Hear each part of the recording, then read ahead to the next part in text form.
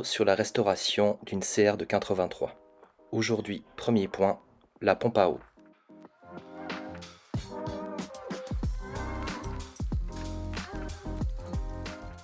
Voici donc le carter d'origine de la Honda de 83.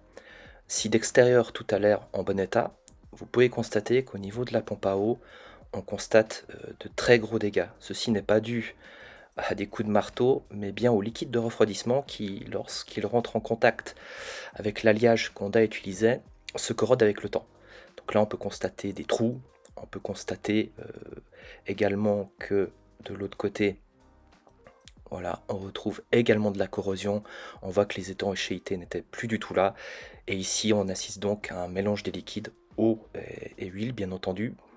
Autre point important, c'est que vous pouvez retrouver des carters d'origine sur Internet, mais la plupart d'entre eux ont été bricolés, c'est-à-dire avec un ajout d'une soudure à froid ou de bicomposants.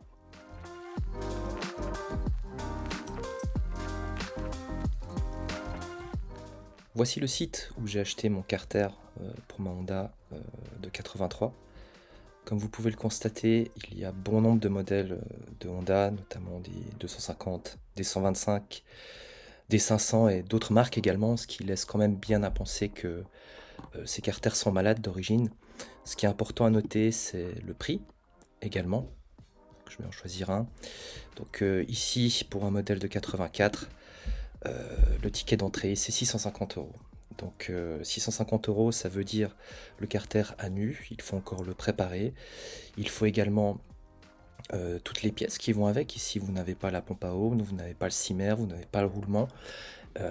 Et autant vous dire que le simmer, par exemple, est très difficile à trouver, surtout en original Honda. Il existe des modèles adaptables, mais qui, selon certains forums, sont un peu larges et rentrent difficilement.